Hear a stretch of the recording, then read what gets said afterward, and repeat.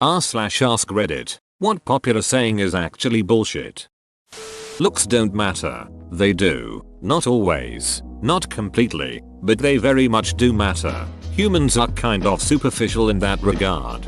I used to be 400 pounds when I was in my 20s. A few years ago I hit around 180 and the amount of doors that opened were insane.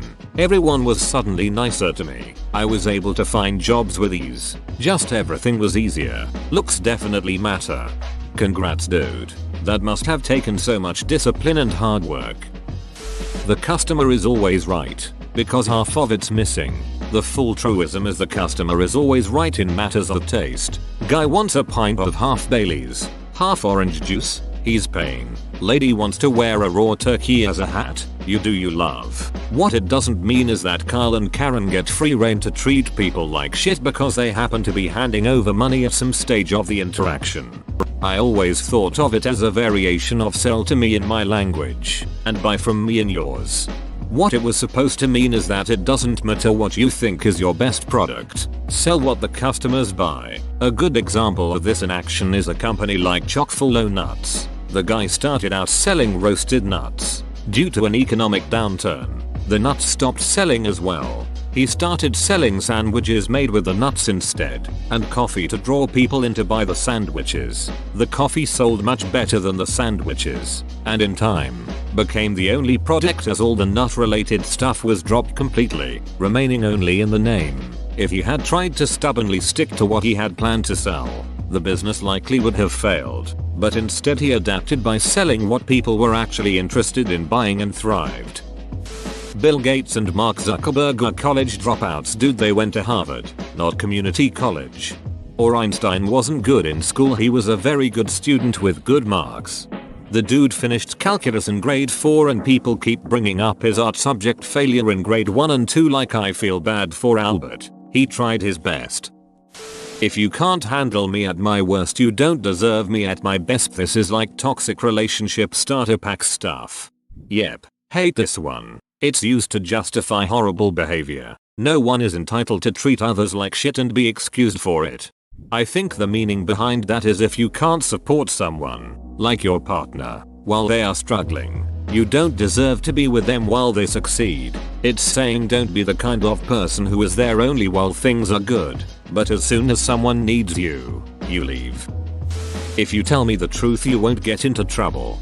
I tell my 7-year-old son if you tell me the truth the punishment isn't as bad when he follows through, he still gets punished. But I explain what would have happened if he lied. Tell the truth. 10 minutes time out in the corner. Lie. Grounded for the entire night. Works pretty well. This is better. Teaching honesty instead of encouraging a good lie will pay off far better during false accusation situations of all severities. Money can't buy happiness. Poverty can't buy anything. I say money can't buy happiness, but I'm certainly a lot happier when I have money. I love Daniel Tosh joke about money can't buy you happiness. Have you ever seen someone look sad on a jet ski? I before E except after C. Except when your foreign neighbor Keith receives 8 counterfeit beige sleighs from feisty caffeinated weightlifters. Weird. I hate when that happens. Good things come to those who wait. Try waiting your whole life and see what comes to you. As an impatient person I've always taken this as put in the work and then don't duck it up rushing. I feel like I learn this lesson daily. I'm gonna save this comment.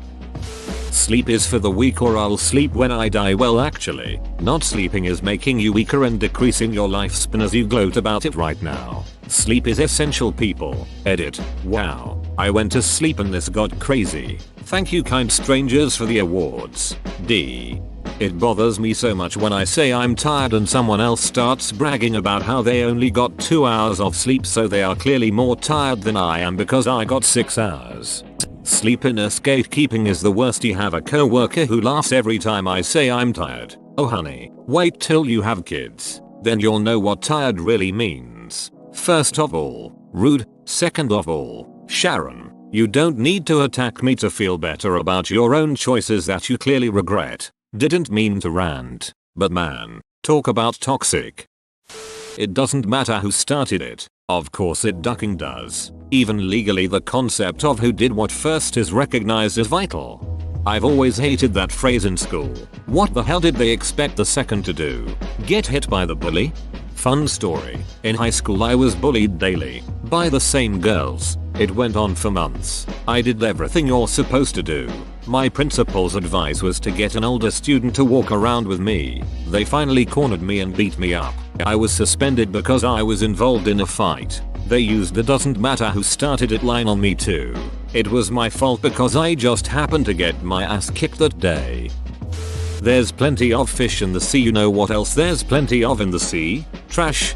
Sad earth noises. Edit. Ha. This is my highest upvoted comment. Happy Godzilla noises. Clean up your oceans. Get more Tinder matches. Be yourself. If you're a ducking a-hole and even the nice people hate you, then you should ducking change and not be yourself. I completely relate to this. My actual personality is almost completely misanthropic. I would love to be able to survive on my own, never interacting with anyone again.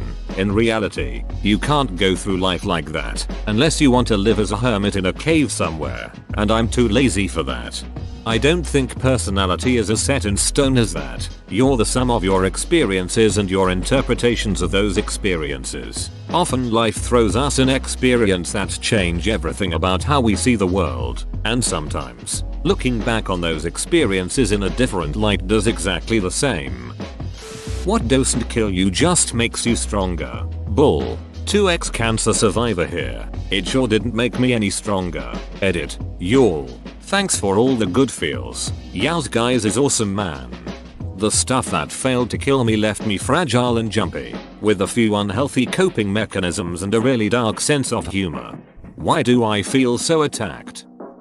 You don't need money to be happy. Usually this quote is being used by those who are already filthy rich. You don't need money to be happy, but you do need shelter, warmth, food and water to be happy, and those things cost a ducking fortune right now. Your problem is expectations, like expecting to have the bare essentials. Are you some kind of socialist or something? A watched pot never boils. It does. I've checked. I've been watching Cyberpunk trailers for about 7 years now. I'm not sure it's gonna boil. So it's you. Stop watching. You are ruining it for everyone. This is going to hurt me more than it hurts you. Lies. This is going to hurt me more than it hurts you. Breaks own leg. My grandmother said that to my dad once, when he was a kid, before a spanking. When she pulled her arm back for the first swing, she accidentally whacked the radiator and broke her hand. It really did hurt her more than it did him. Practice makes perfect. I had a teacher that used to point out that no, practice makes permanent. If you practice something in an incorrect way, you're going to perform incorrectly. My football coach used to say practice doesn't make perfect. Perfect practice makes perfect. An apple a day keeps the doctor away. I've tried to ward my house to the best of my abilities. Apples near each door and window. Apple scented candles. Maintaining a constant supply of apples and apple products in my kitchen. Nothing works. The doctors, they are relentless. They're clever. Systematically searching for a breach in my defenses. When I close my eyes, I can feel their icy stethoscopes. I just ate my first apple today, but it is all in vain. The ache in my knees from their mallets warns me they are drawing near. I took an apple from my kitchen to carry with me around the house. I sat down on my couch, only to hear the crinkle of wax paper beneath me. I caught a glimpse of a white coat outside my window. I wanted to believe it wasn't real, but my worst fears were realized when I heard the murmur of what seems to be the problem here. Today, they're here. If this isn't copypasta, it should be. It's just how I am. Well, you're a ducking dunt. Change your behavior and act like a decent human. Edit. Ho. Thanks for the awards. Hey, I'm blunt. I tell it how it is. You tell it like you're an a-hole. Edit. To folks who think the only other option is lying. It's not. You can tactfully tell people the truth, if that truth is indeed needed. What you don't know can't hurt you. While yes, it's technically true, it's also not a positive thing. Theoretically, if someone's partner was cheating on them, yes, they don't know, so they can't be hurt, but it's still a bad thing. I was thinking more of, I don't know, there is a train coming right behind me and that is definitely gonna hurt. I was thinking that if I don't know food is expired, that's not going to stop me from getting sick. Hard work never killed anyone. Coal miners would like to have a word. Tell that to the Japanese. Life is like a box of chocolate. You never know what you're gonna get. Every box of chocolate I have seen has a little book that tells you what you'll get. That wasn't always the case. Heck, even now the cheap boxes don't have it. Not to mention Forrest probably couldn't read it. You can achieve anything you set your mind to. I've had my mind set on instant transmission for 20 years and I haven't teleported once. Plot twist, he has teleported twice. Do what makes you happy in regards to searching for a career. Edit. Getting several questions as to why I think it's bullshit, so I'm going to copy and paste one of my responses to that question. Because I have come to find that people tend to not be passionate about their jobs. Sure, there are some who enjoy it, but it isn't something they're passionate about. I personally believe that any hobby you turn into a necessity kills your love for said hobby. Of course it's not true for everyone, but it's true for me and apparently a lot of people who have commented about their experiences. In the end, you'll either land a job you are passionate about, in which you'll be the lucky few, or you'll land a job you won't be passionate about and feel like you failed because you aren't passionate about your job. I would prefer the saying, do what you find tolerable and use the money to pursue what you actually love. Also, some passions cannot be turned into careers and some people just don't have passions. My passion for running isn't something I can make a reliable income with. That's something else I recognized, as I remember lots of people in my HS did not know what to pursue after HS because they did not have any passions in any fields or in general. Killed my love of cooking. Now I dread dinner every night. Yay. I have an alternate saying. You should have 3 hobbies. One for money, one for exercise, and one for fun. And try to combine as many as you can. Never judge a book by its cover. As someone who works in a bookshop, you're damn right I'm gonna judge the quality of a book by its production. As do most customers. I have gotten insights into the world of publishing and the decisions they make based on the quality and success of the product they are pushing. For instance, an author just starting out, the catchy title of the book is going to be the biggest text on the book. The author has brought out 3-4 books that are proving successful. The text size of their name is going to be equal to the title. Ian Rankin or Kate Atkinson, their name is going to be the biggest text on that cover because that's what draws customers in.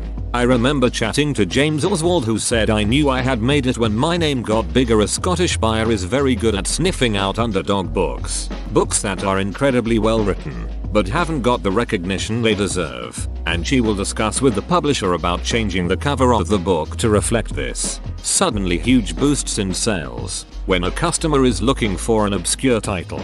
And I look it up.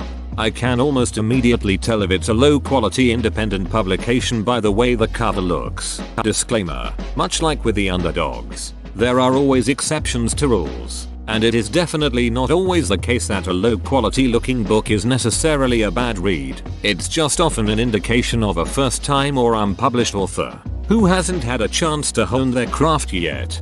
Can confirm. Also, when a book with a good cover sells well, you'll start to see other books with similar covers. For example, historical fiction set during or related to World War II with female main characters is having a moment. The books often look like colorized old photographs. They're usually a bit dramatic, often with women walking away from the frame. Here is a quick search. These books are all the same author or the same publisher. https://chipperblib. Bibliacommons. Comlist share /199,702,383/1,411,640,627. Same thing happens with titles to a degree. Of and A Song of Ice and Fire, Children of Blood and Bone, House of Salt and Sirosa, Court of Thorns and Roses, Gods of Jade and Shadow, The School for Good and Evil, The Ballad of Songbirds and Snakes, Kingdom of Needle and Bone. Whoa, you made it to the end? You're a ducking beast. I'll cut you a deal. Smash like and subscribe for more curated content, bruh. It's free and that's a great price.